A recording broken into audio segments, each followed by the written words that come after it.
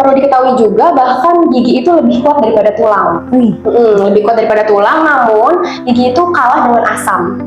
Asam itu dari mana? Dari fermentasi karbohidrat. Karbohidrat yang kita makan lama-lama kan difermentasi oleh bakteri yang ada di mulut kita. 6 tahun dianggap masih anak-anak nih, gigi masih susu semua. Ternyata itu udah gigi permanen. Gigi permanen Graham pertama. Jadi ketika itu sudah rusak dan tidak bisa digantikan gitu. Giginya nggak sakit, nggak ada keluhan, itu baik-baik aja. Assalamualaikum warahmatullahi wabarakatuh. Waalaikumsalam warahmatullahi wabarakatuh. Selamat pagi, sahabat sehat Cimanggis. Apa kabarnya? Semoga dalam keadaan sehat ya. Oke, hari ini kita berjumpa lagi dalam acara podcast cerdas. Cerdas menjaga kesehatan, cerdas hidup bahagia. Kali ini, perkenalkan saya Yulia Khaironi. Hari ini ditemani oleh Dokter Gigi Syifa. Apa kabar dokter? Alhamdulillah baik Ibu. Oh iya, terima kasih ya dok atas kehadirannya. Nah teman-teman, kenapa kali ini kita mengundang dokter gigi? Karena tanggal 12 September itu bertepatan dengan Hari Kesehatan Gigi Nasional gitu. Nah tanggal 29 September juga itu bertepatan dengan Hari Kesehatan Jantung Sedunia. Oleh karena itu, tema podcast kita kali ini, kita ambil temanya adalah kesehatan gigi versus kesehatan jantung. Ada hubungannya nggak ya? Ada hubungannya nggak dok? Nanti kita Kesehatan bahas ya, Bu, ya. jantung. Oke. Kesehatan gigi dan mulut, seberapa penting sih untuk kita ya dok? Oke, jadi kita mulai dari definisi dulu ya Bu ya. Jadi untuk kesehatan gigi dan mulut, gigi itu adalah jaringan keras yang ada di rongga mulut. Nah, di rongga mulut itu nggak hanya cuma gigi, ada jaringan lunak juga seperti gusi dan juga lidah. Nah, apa yang dimaksud kesehatan gigi dan mulut? Kondisi jaringan keras dan juga jaringan lunak itu dalam keadaan yang sehat. Dalam artian bisa menjalankan fungsinya dengan baik. Fungsinya apa aja? Untuk pengunyahan, fungsi estetis, fungsi menelan juga bisa. Nah, mengapa penting? Karena kesehatan gigi dan mulut itu mempengaruhi kualitas hidup dari seseorang. Misalnya, gigi itu patah di depan, orang itu akan merasa malu, terus juga mungkin diejek oleh teman-temannya gitu ya. Kemudian juga misalnya giginya hilang, itu akan mengganggu dari fungsi pengunyahan. Maka dari itu penting untuk menjaga kesehatan gigi dan mulut karena mempengaruhi dari keseluruhan kualitas hidup dari seseorang. Berarti penting banget loh sahabat untuk kita menjaga kesehatan gigi dan mulut. Dan itu dari mulai usia bahkan ibu hamil ya dok ya, kita untuk diperlukan dalam menjaga kesehatan gigi dan mulut. Kan kadang usia pada masa kehamilan gitu ya, ada nih ibu-ibu yang mengkonsumsi buah-buah tertentu yang tingkat asamnya cukup tinggi. Itu beresiko nggak ya dok? Kalau misalnya asam itu nggak hanya sekali makan terus langsung ada efeknya ke gigi gitu. Kalau misalnya memang asamnya itu berulang, frekuensinya sering, itu memang ada kemungkinan. Nah, ibu hamil juga sebenarnya asamnya bisa didapat dari muntah gitu ya. Muntah kan juga dari lambung yang bisa menyebabkan asamnya itu terkena ke mulut gitu. Jadi baiknya setelah mungkin makan makanan yang asam ataupun keadaannya muntah itu meminum air putih, jadi dibilas gitu. Jadi itu bisa menjaga gigi.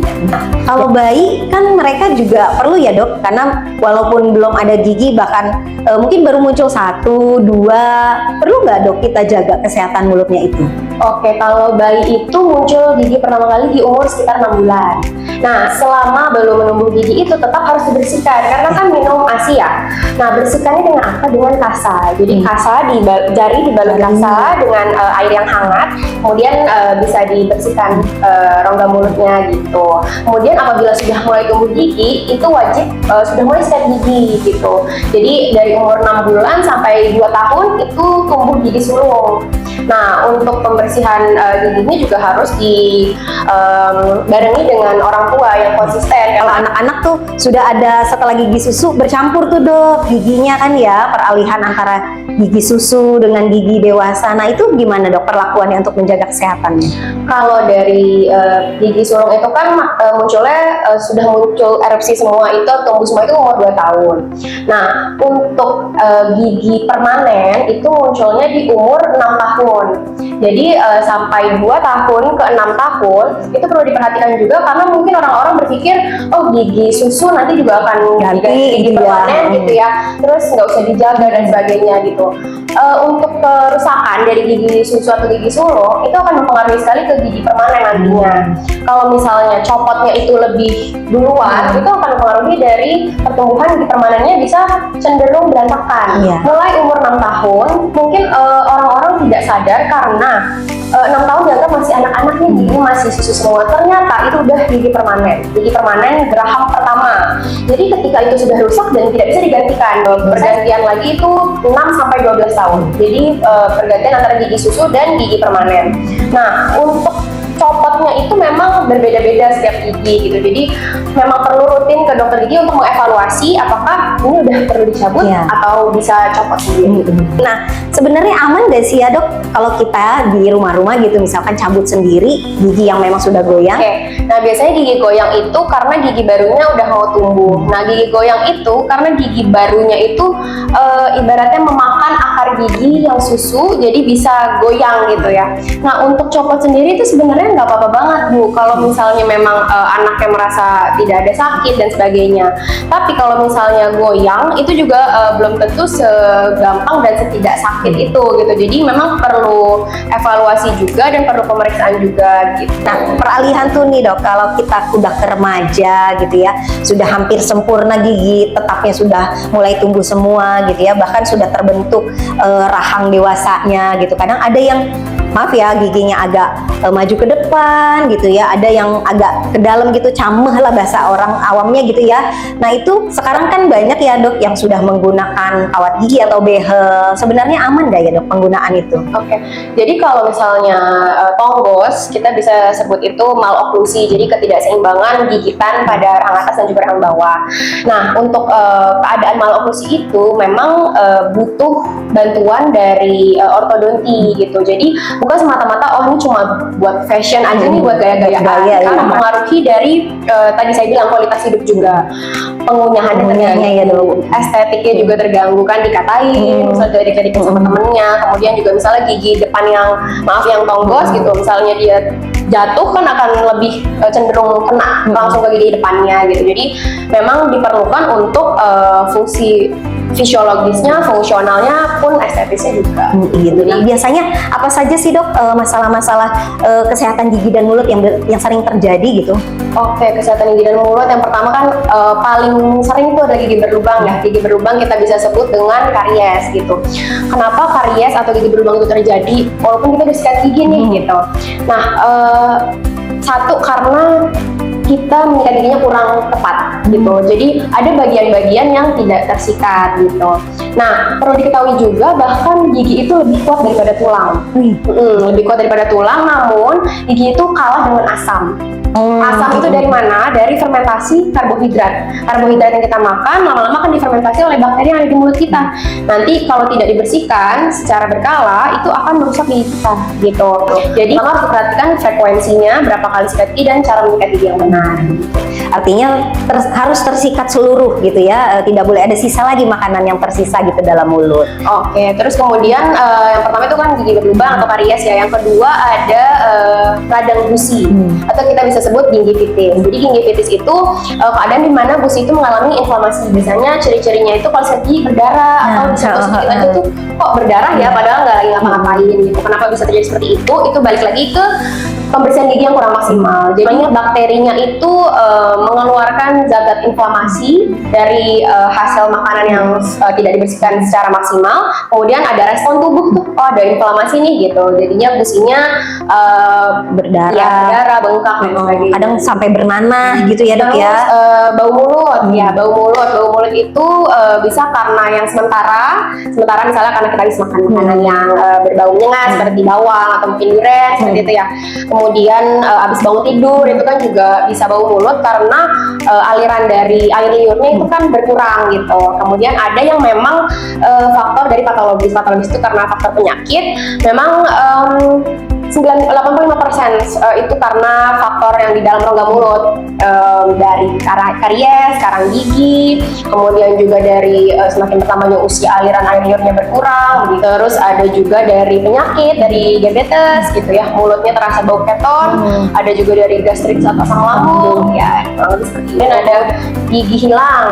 Gigi hilang itu biasanya pada lansia ya, udah banyak gigi yang hilang, nah itu harus digantikan dengan gigi palsu. Nah, harus ya dok. Kenapa tuh dok harus digantikan? Kalau giginya hilang itu berarti kan kita secara fungsi juga sudah hilang tuh, fungsi pengunyahannya. Nah, apabila gigi tidak digantikan, gigi-gigi yang bersebelahan itu akan cenderung Bergerak, bergeser, yang atas juga akan turun, giginya akan berantakan lagi, bermasalah lagi gitu. Jadi segera mungkin ketika giginya sudah hilang perlu digunakan gigi palsu.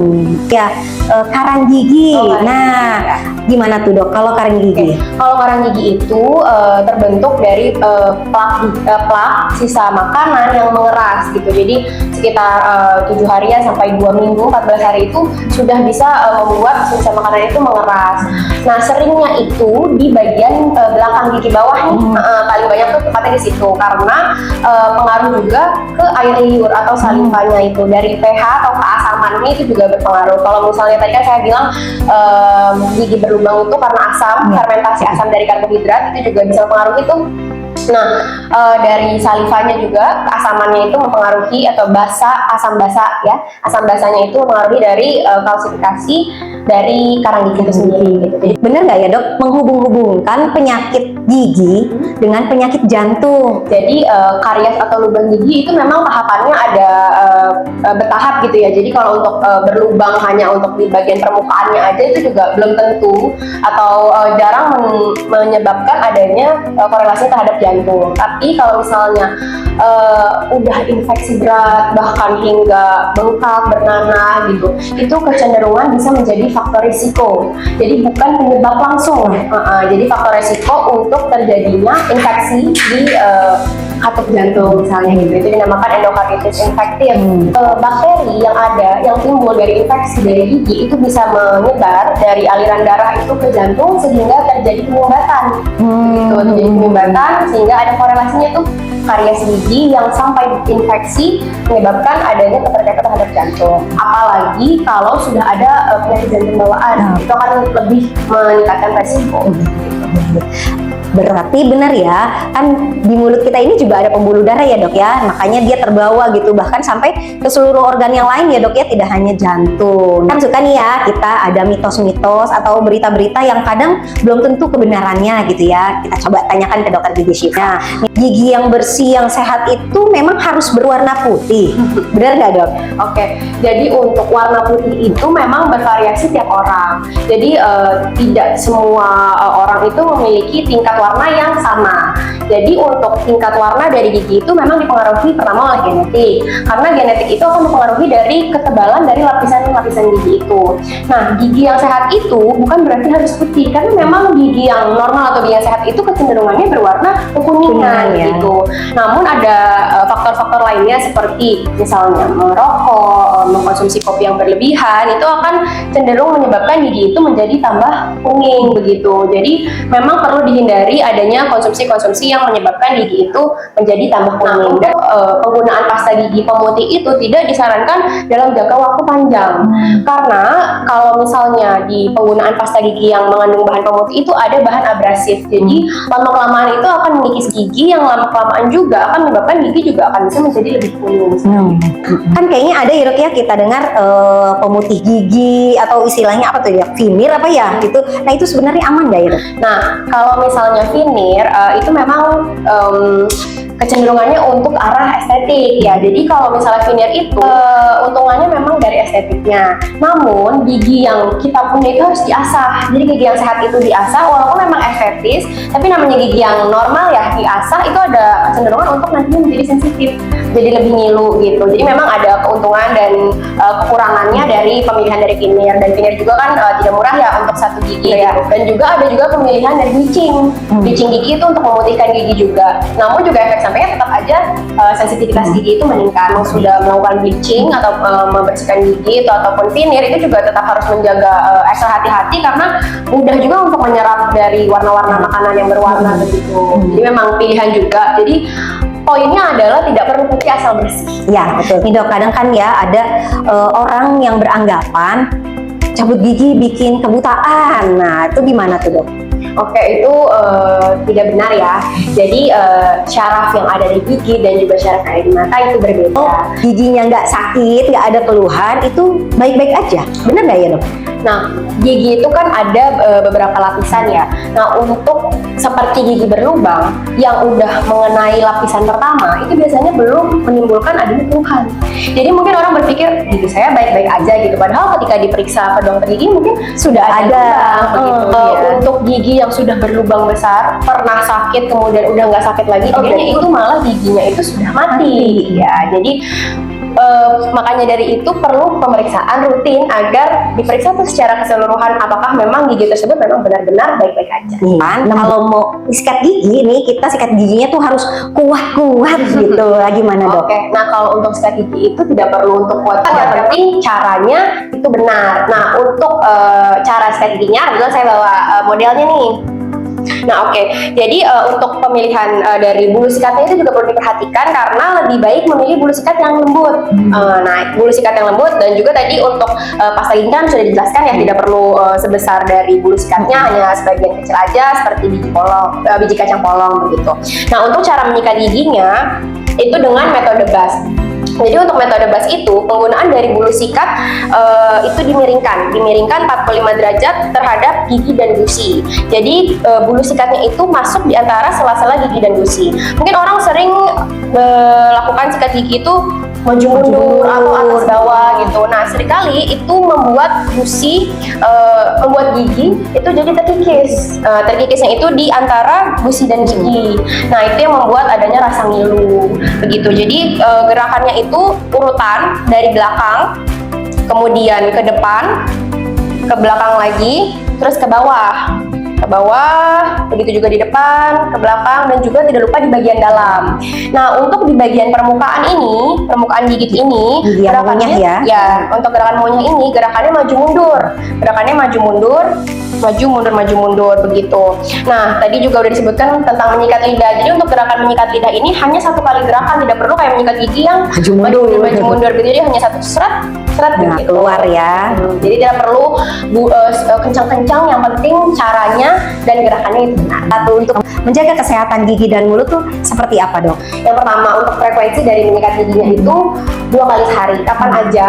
Itu pagi setelah makan dan malam sebelum tidur. Kenapa setelah makan dan juga tidak habis bangun tidur terus kita langsung sikat gigi gitu ya? Karena dalam bangun tidur itu keadaan rongga mulut itu masih asam, jadi perlu diperhatikan 30 menit setelah makan itu baru boleh sikat gigi.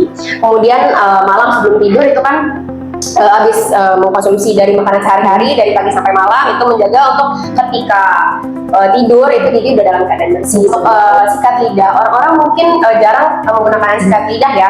Nah sikat lidah itu perlu karena kalau misalnya sisa makanan itu menumpuk pada lidah itu juga bisa menyebabkan bau mulut ya gitu. Kemudian benang gigi, sela-sela gigi itu kadang suka nyelip nih, nah terus habis itu jadi gampang berdarah gitu. Nah sikat gigi kan hanya di permukaan aja ya. Nah kalau misalnya benang gigi itu membantu sampai ke sela-sela begitu. Juga penggunaan pasta giginya. Nah penggunaan pasta gigi ini perlu diperhatikan, nggak usah banyak-banyak, misalnya satu kayak di iklan gitu ya, banyak banget ya juga. Satu gini nggak usah, cuma ibaratnya biji jagung kacang polong terus diratakan, terus kemudian untuk menyikat gigi itu paling nggak minimal 2 menit. Kemudian untuk berkumurnya itu usahakan 1 kali aja, jadi 1 kali terus dibuang itu untuk memaintain atau menjaga biar kandungan fluoride tetap pada giginya. Oke, selain itu dari kita sendiri udah menjaga, kita juga perlu rutin ke dokter gigi 6 bulan sekali. Karena periksa gigi juga nggak cuma ke puskesmas ya dok ya, ya, Betul. bisa ke klinik gigi gitu, ke rumah sakit, atau bahkan ke posyandu yang ada di sekitar rumah kalian gitu ya. Nah, oke teman-teman, jadi bisa kita simpulkan ya, untuk tips hari ini adalah jaga kesehatan gigimu dengan cara menyikat gigi teratur 2 kali sehari sesudah makan dan sebelum tidur dengan menggunakan pasta gigi berfluoride. Kemudian banyak makan buah dan sayur, hindari rokok dan alkohol. Kemudian 6 bulan sekali jangan lupa ke dokter gigi. Oke, terima kasih Dokter Siva tipsnya. Nah, terima kasih juga kepada Sobat Sehat Cimanggis yang sudah setia ngikutin kita ya dari tadi ya Dok. Jangan lupa like, komen, dan subscribe. Dan ikuti terus ya podcast kita setiap bulannya dengan tema-tema yang berbeda-beda. Gigi putih, senyum ceria, sikat gigi pagi dan malam. Jaga kesehatan, jangan sia-sia. Gigi sehat, hidup bahagia. Oke, terima kasih sahabat Cimanggis. Sampai jumpa bulan depan. Assalamualaikum warahmatullahi wabarakatuh.